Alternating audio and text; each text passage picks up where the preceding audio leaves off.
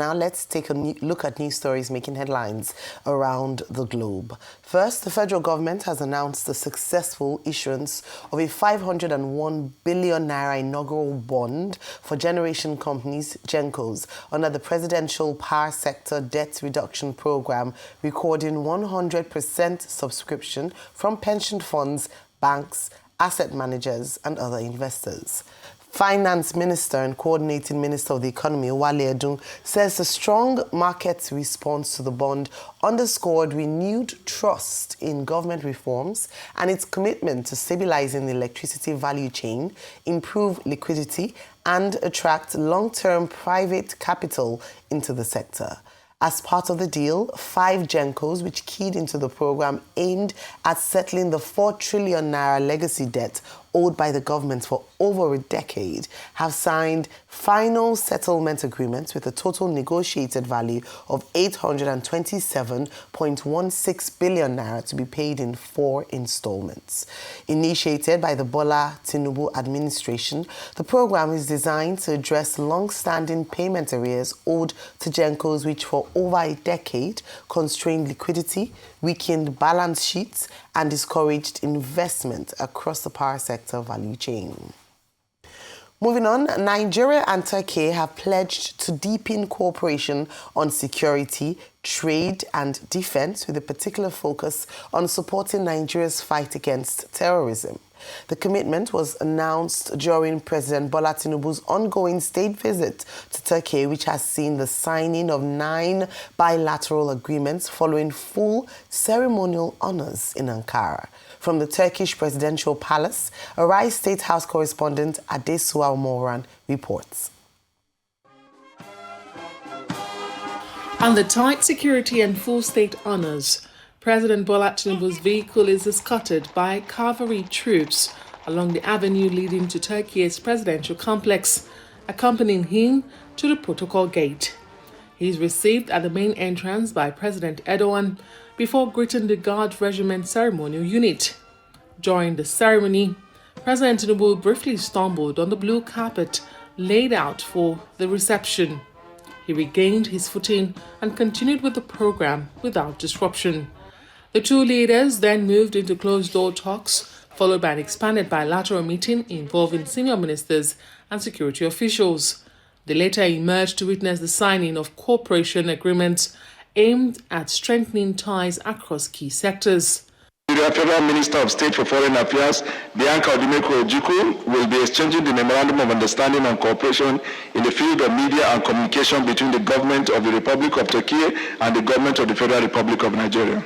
In total, 9 agreements were signed, covering defense cooperation, trade and investment, media and communications, higher education, diaspora affairs, women and social services, diplomatic training, and the establishment of a joint economic and trade committee. Briefing the press, President Erdoğan described Nigeria as a strategic partner, saying the new trade mechanism would help raise bilateral trade from around $2 billion to $5 billion, while also expanding defense and intelligence cooperation. Terrorist organizations emerging, particularly in Africa's Sahel region, unfortunately pose a threat to the peace of the entire continent. We stand by the friendly people of Nigeria in their fight against terrorism under the leadership of President Tinubu. In fact, today, we addressed opportunities for closer cooperation in the fields of military training and intelligence. President Tinubu thanked Turkey for its openness to partnership, stressing Nigeria's role in African peace and stability, and warning that insecurity on the continent has global implications. He says cooperation on trade, security and development is central to building an inclusive economy and restoring peace and prosperity. How do we build an inclusive economy together? That's what we discuss.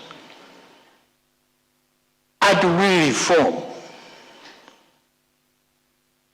and get everybody, vulnerable people in particular, involved in our economies? How do we develop this country, give peace and stability to the world, and particularly the necessary peace and stability of the continent of Africa. Nigeria's Minister of State for Foreign Affairs highlights the agreement on cooperation between the foreign ministries of both countries to establish a foreign service academy. Our foreign service needs the expertise, the training that Turkey can offer. With this agreement, there will be exchange programs. There will be more coordinated learning capabilities for our officers.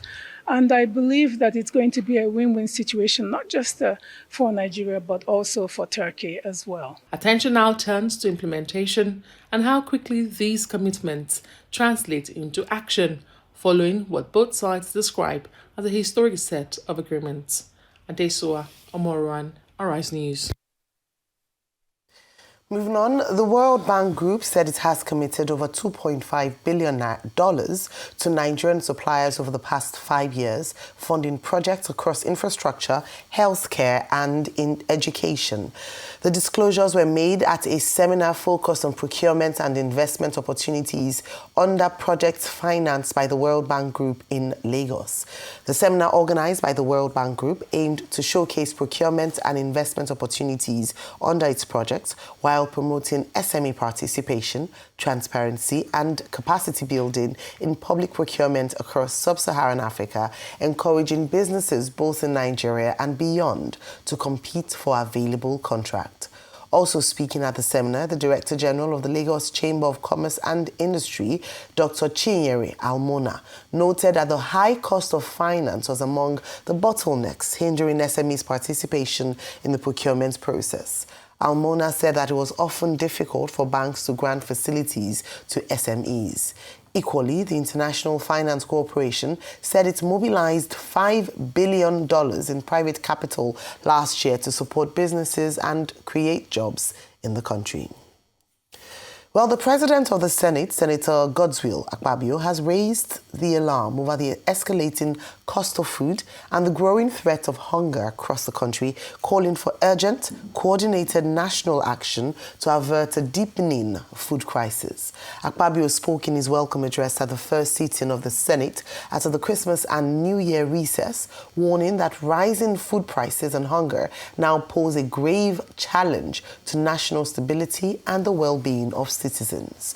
Citing a recent United Nations projection that up to 35 million Nigerians could face hunger this year, he described the situation as a national emergency requiring immediate legislative, executive, and societal response. He said the worsening cost of food has placed unbearable pressure on households, particularly the most vulnerable, stressing that the Senate must act decisively to strengthen food security and protect citizens from the harsh effects of inflation. According to him, addressing hunger must move to the center of national priorities. He added that the Senate would intensify its focus on policies and laws that support agricultural productivity, stabilize food supply chains, and ease the burden of rising prices on ordinary Nigerians. Now let's move to the Fushembuwa ruling house of Ijebu-Ode that has raised concerns over the ongoing process of selecting a new Awujale of Ijebu land, insisting that the revered stool must not be subjected to money, intimidation, or political interference. Speaking on behalf of the ruling house, the Olori Ebi Otumba Latif Oyemi said the Awujale stool remains a sacred traditional institution whose selection process must be guided strictly by customs and traditions handed down over generations. He stressed that no amount of inducement or pressure should influence the emergence of the next paramount ruler of Ijebu land. With my closeness with Awujale, he deliberately selected men of integrity, men of probity, and men of means to become the king of Ijebu land because he doesn't want the throne to be sold to the highest bidder. So I'm sure nobody can buy the Awujale throne. You fail at it. Those who have been trying, they haven't made any progress, and they will never make any progress. But please, the government should call the kingmakers and ask them to go and complete that work as quickly as possible. Otherwise, tension will continue to grow. Many more populations will be induced, so more demonstration will be coming up from unknown sources. And before you know, the petitioner, the demonstrators begin to fight themselves. And we will lose. They will now have law, breakdown of law and order, which the government says is trying to protect. Well, the people of Ijebu land have spoken loud, clear, and very direct, especially with regards to some of, why are you smiling? Some of the allegations, grave allegations. Okay, grave allegations made with regards to the reverse to because I have an empirical inducement. fact to redeem the Ijebu nation this morning. Well, this is your moment of redemption. Let me go straight to but it. of course, I missed a number of stories this morning. Dissect. Couple of things. Number one, empirical facts. Have you seen the video trending, Dr. Abati, that what was in the Ghana Must Go was paper, was documents? I never said anything was inside. I know. No, I'm just saying it for the whole world to hear. What was in the Ghana Must Go was documents. In a jute bag, In a jute, sorry, in a jute bag. I'm sorry. Please. In a jute bag. In a jute bag. In a jute bag. What was there was just documents. And they said it was some of the documents that they brought for the presentation so that they'll be able to know the people. Secondly, as regards some of the allegations that were made, I've also gone to do my investigation, but like I still call for EFCC to investigate so that we have clarity and transparency. But the 10 million that was mentioned, what I heard based on my investigation was that it was to cut off, to know the real contenders. And I further asked the question, why do we need to set a 10 million mark to know the real contenders? And they said, the Awujale alone is lord over 50 kings. And they don't want a case where somebody that doesn't have a financial muscle will emerge in such a way that he will now be pushed around because of money. That was their argument. All right. And that's why they said but I think they said they since removed the 10 million mark, and that's why you have a lot of people there. So some more clarifications has come in. As regards President Tinubu in Turkey, President Tinubu had a good day yesterday. He had a good day in the sun in Turkey, save for the fall, and which people that are mocking and saying all sorts, no. I mean, the best of us do fall, please. I mean, it's not anything to mock a man because he tripped and he fell. It's not the best. It's not the best thing to do. I don't subscribe to it. And people that are doing that, they should stop it. But what were the conversations? They were very good conversations. Conversations around security, around health, around higher education, around immigration. And we did have about 9 agreements where we exchanged, bilateral MOUs and the likes. And we had these conversations and it was very in-depth. It shows that Turkey is pretty much willing to work with us. Recep Tayyip Erdoğan did say they want to increase the trade between Nigeria and Turkey to about 5 billion. But my big ask will be, hope it's not now going to be a case where Turkey is going to dominate the balance of trade. Because it's likely going to happen. And it's not going to be a case that we're going to be subservient to them. Because even in military and all of that, Turkey, we all see the role of the Turkish drones, Bayraktars of this world, how they fought in Ukraine and how they use them valiantly. But I would not like a part where we're just going to be churning natural resource to Turkey, and in turn, Turkey will be taking out and whacking all the money as regards the balance of trade. That's another one. But secondly, while President Tinubu was talking, I thought my ears heard him say he was thanking President Recep Tayyip Erdoğan for being democratic. Anyway, he will say that, but Recep Tayyip Erdoğan is not democratic in any way, shape or form. This is an authoritarian strongman ruler of his country that has been able to skew the democratic process to himself. We remember how he went against his opponents, the Fethullah Gulen people of this world, after the conversation about coup in Turkey. In fact, the coup that he claimed he stopped and all of that. So Recep Tayyip Erdoğan is in no shape or form democratic, but President Tinubu will say that because, it's just two world leaders. You have a lot of platitudes going on. This is a man that has suppressed the media and has largely suppressed the opposition in his own country. Secondly, the conversation about electricity. By the way, there was another grid collapse yesterday. Yeah. But the conversation about paying the GenCos, that's good, the legacy debts. Yeah. But the legacy debt is no longer 4 trillion. No.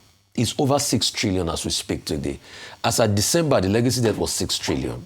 So if you are saying that a bond that President Tinubu announced mid-year that ought to have come, that is just come in 501 billion, they say they're going to pay them in tranches, yes, it's a welcome development, but that has not cleared the legacy debt. The electricity companies, the DISCOs, the GenCos, they are still largely complaining.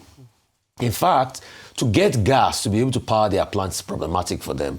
To get, money to be able to buy the energy sources that they will use for the production of energy is a big challenge to them. Also, the embedded remittances to them what they churn out in electricity, they are not adequately paid for it. So there are many problems in the electricity sector, but it's a right step in the right direction. It's a good way to go, and it's a good way to start from, and let's look at that. And I'm happy that Mr. Akpabio has told the truth. There is hunger in the land. That's why I say, I don't know what the hymn book Mr. Shomole was singing from when he was saying there's no hunger in the land. There's massive hunger in the land. And I'm happy that Akpabio is saying that if we do not solve the problem of hunger and deprivation of poverty, it's going to come and bite all of us in the face. And that's what's already happening. And that's what you're seeing in the country. I yield the floor. All right, Dr. Batim. Okay, first, let's start with Turkey.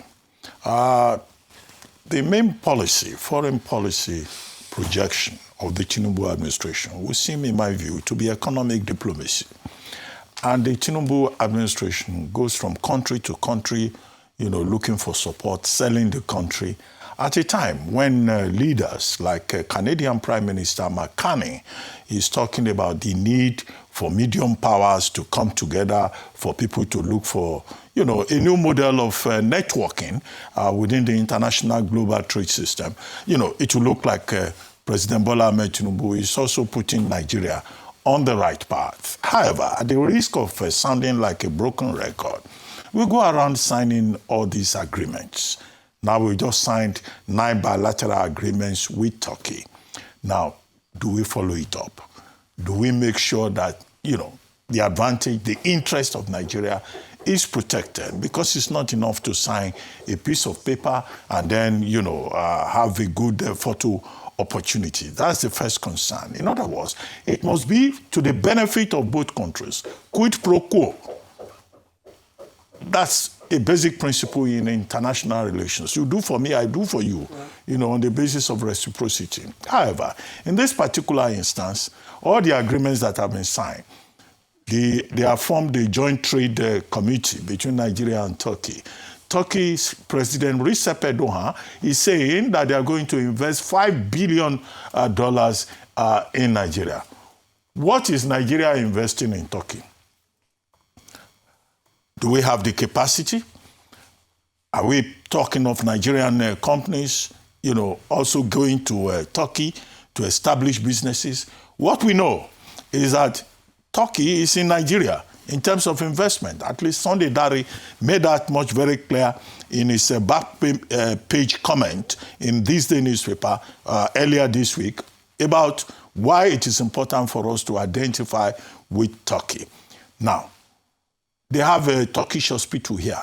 They have, what again do they have here? Turkish University, Turkish Nile University. So Turkey already is benefiting a lot from the Nigerian economy. Yeah.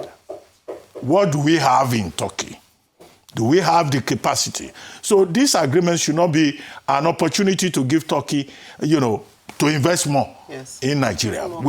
There must be concrete gains from all this joint trade committee that we have formed. Turkey, by the way, is a gateway between Europe and Asia. It's a transcontinental country.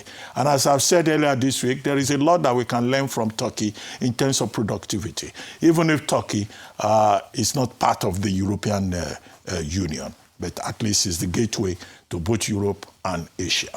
Now, as for the issue about the Fusengbua ruling house, I think it's instructive that Otumba Lateef Owóyẹmí, who is leading the Afọbajẹ, the Fusengbua ruling house in Ijebu-Ode, for him to have come forward to say, look, allow the Fusengbua ruling house to select. The Awujales too is very important, as we have said, and in fact is grown in terms of stature in the last 62 years. The Ijebu-Ode people, they will need somebody who can carry on with that stature, with that dignity of that office, and with the kind of confidence and capacity that the last Awujale demonstrated. So that should be the primary purpose. And I think it is also instructive that Otumba Lateef Owóyẹmí made the point that that Awujale stool is not for sale. And he made it clear that, nobody should talk about money or EFCC in the selection process. In Yoruba land, the most important factor is Yoreku. I don't know whether the oracle still speaks truth to power, but what we're saying that a combination of tradition and other considerations should prevail and not politics. Yesterday, in Ijebu, there were protests. Some people were protesting. They said they are sons and daughters of Ijebu land, and then another group, Daughters of Truth, went onto the streets carrying placards saying that they were supporting the government and that the government should suspend the process as it has done. But some other people are saying, allow the process to continue. Our advice is that, this Obaship tussle should not lead to disruption, should not lead to conflict, should not lead to chaos. And that good reason should prevail at the end of the day. And we pray that the next Awujale will be another Awujale that will bring glory, prosperity, and growth to Ijebu land, and by extension, the whole of Nigeria. Now, about the bond. Well, I think all the persons reported front page of This Day Today from Mr. Wale Edun, Coordinating Minister of the Economy, who was represented by Patience Uneha, to Ms. Bejehe, the Special Advisor on Energy, and all the other stakeholders who were there, the leaders of the GENCOs, who own 14 power plants across the country. Now, the legacy debt was 4 trillion between 2015 and March 2025. Since that March 2025, they have incurred more legacy debts. So the whole thing, yes, everybody was saying the nice things. Even some of the GENCO leaders, they were saying, oh, this will now give us an opportunity to invest more. We will build new plants. Okay, the debt is no longer 4 trillion. No. They say they will settle, they've negotiated to pay 857 billion out of this legacy debts. The whole thing looks like getting more debts to pay for debts and then acquiring more debts. No matter how nice the storytelling may look like. You borrow money to settle money borrowed and you are acquiring more debt. So forget about the rhetoric. But all the things they said, they all said the right things. But the issue was a statement made by Ulu Vejehe that electricity is the engine of industrial growth. Without electricity, we can't go anywhere. That's just basic common sense. In 5 days, the grid has collapsed twice. They said it was something in Gombe. And from Gombe, it affected the whole country. Now, last year, when we had Professor, I think it was Professor Yemeoke, on this program, he was predicting that, in fact, by December, there will still be power grid. Now, the thing has gone beyond December. There was power grid in December. This year alone, they have given us 2 power grids. Businesses cannot function properly. The Lagos Chamber of Commerce and Industry, is complaining, and we are all complaining. And now, what is this mystery? Every time we are going into the dry season, what you will hear is that, it's because the water level has gone down in Kanji. They will soon come up with that explanation. Even countries that are in the desert have, sustained, electricity supply. Finally, the money from the World Bank and the various institutions, 2.5 billion, right, in about 5 years to support their agents and others in Nigeria with finance, education and health sector. Apart from electricity, education and health are also very important. Now, the question, when we hear these big figures, is where is the impact assessment? Where is transparency? Where is accountability? Who is giving the long-suffering people of Nigeria, details in terms of what was received, what was spent, and the evaluation of the impact? Otherwise, bombarding us with statistics does not reflect the reality of our lives. All right. Thank you very much, Dr. Bati. Let me talk about Turkey, obviously, because of the fact that our president is there right now. And as we often say when he makes trips like this is, Daddy, what have you brought back for us? What are the goodies from these trips? Especially because we talk biscuit about... and meat pie. We want more than biscuits and meat pie. We want solid things. And, based on the report, and thanks to Adesua, we now have 9 agreements signed between Nigeria and Turkey. But let me just give a little, snapshot of what we have. I want to give kudos this morning to the Nigerian community in Turkey who have worked tirelessly to protect the interests of Nigerians living in Turkey. According to them, Nigeria has perhaps about 600,000 of our people living in Turkey for work, for business, a significant number of them in the higher education space who've gone to seek perhaps university in universities or higher education institutions. Now, beyond that, based on the number of Nigerians who live, they also do business in Turkey as well. There's also a remittance of about $20 million to the Nigerian economy. So you can see how important it is. Now, some of the agreements that were signed, one was a cooperation in the field of diaspora policy. Yesterday, or I think it was 2 days ago, I talked about the fact that the president is going to countries that are almost unfriendly to Nigerians coming in based on the very tight visa restrictions that have been introduced in the last few years. Turkey happens to be part of them. In fact, it is said by the Nigerian community in Turkey that a number of Nigerians are held indiscriminately in detention camps with the hope to deport them, and they have raised concerns with NIDCOM to protect the interests of Nigerians living in Turkey. So that's one. When we talk about corporations in higher education, Dr. Bati already talked about the fact that there's a disproportionate representation or access to higher education, whereby currently Turkey seems to benefit more. How many Turkish citizens do we see coming to Nigeria in pursuit of higher education? What is the state of our education sector? Whereas Nigerians have contributed significantly to the Turkey economy through investment in education by paying, of course, tuition fee. In addition to that, Turkey also has a school established in Nigeria. Do we have a Nigerian school in Turkey, for instance? And these are the kind of conversations we want to have when it comes to having a voice on the table. Not just an elaborate show of, signings and agreements and shaking hands there and talking about warm relationships. It is the tangible things for the Nigerian people so that we see that, okay, when we talk about relationships with other countries, there's something in it for us. So that's another aspect. How can we pursue to the advantage of the Nigerians? Because, of course, I'm speaking from the perspective of Nigeria first, for the advantage of Nigeria, and where it can be mutually benefiting for Nigeria and Turkey.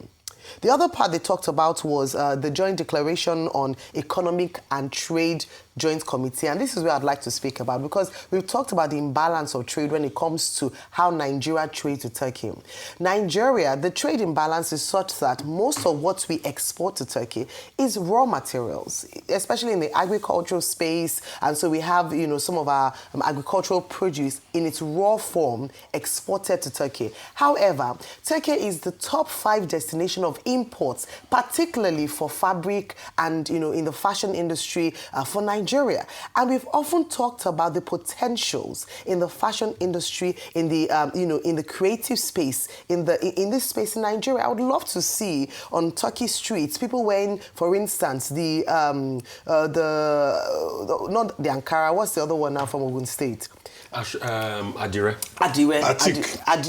Batik, Adire fabric in its high quality from finished goods having gone through the process. These are the kinds of things that we want to see when we have conversations and sign bilateral agreement. If you go to Balogun market, if you go to Lagos market or markets where fabrics are sold, a number of them are from Turkey. Beyond that is even finished goods, whether it's dresses or suits, furniture, finished goods from Turkey. But what does Nigeria bring to the table? Raw materials, agriculture in its rawest form. So that's another area that we can look into in terms of the details. When we talk about these signings, these agreements, we want to look at what is in need for the Nigerian people so that Nigerians can legitimately do business with their Turkey counterparts in such a way as to benefit both parties. So when we sign agreements like this, we also have our own homework to do such that when the opportunity opens up for us as a country, we have what it takes to compete favorably with our counterparts in Turkey. So a number of things around that I hope that we would look into, and And in the next month, when we come back to begin to implement some of the details of the agreement, we'll see Nigeria represented favorably in that regard. Now, talking about businesses and how Nigeria can compete favorably, I'd like to then go on to the statement made by the DG of the LCCI when we're talking about access to finance for SMEs in Nigeria based on World Bank, provisions of finance. And one of the things she identified was a lack of access to finance for SMEs. How many times have we spoken about that on this table? The SME sector in Nigeria is the lifeblood of the nation. If we don't invest in infrastructure to support businesses to thrive, especially access to finance, we will continue to have potential untapped to a very large extent and continuously not be able to compete favorably with our counterparts abroad when we have trade deals like this. And so beyond access to finance, we talk about infrastructure around power, and it goes again to the conversation around the legacy debt to the GenCos, that if we don't have investment in that sector, we will continue to have the incessant challenges that we have in the in the power sector, in power generation sector, and then the attendant effect on SMEs, businesses, and the potential income for the economy of Nigeria. So you can see how all these things interlink and intertwine when it comes to the economy. A number of things to talk about. Hopefully, I'm really glad that we will have someone speak to us today on the developments on the Fushengboa House. We have a keen representation here on the table who is forever speaking, and not just on the table. Very soon we'll have another key ambassador of Ijebu-Land. They don't want the FCC. Well, the last thing I was going to say on it was that on that bag, can we propose the digitization of the process so that we don't have to see jute bags of paper? Let's have it transparent. And if we want a transparent process, digitization and technology has ensured that the process is more transparent. Will the oracles accept that? Exactly. The oracles are now digitized. Let's go for technology. Why are we carrying bags of paper? I just want to say this. Yesterday made it 24 years since we had the Ikeja cantonment incident, bomb blast, and a lot of people died. May those souls continue to rest. I think Vimba is bringing that. Milestone. So there would be a proper acknowledgement and honor of those who unfortunately lost their lives.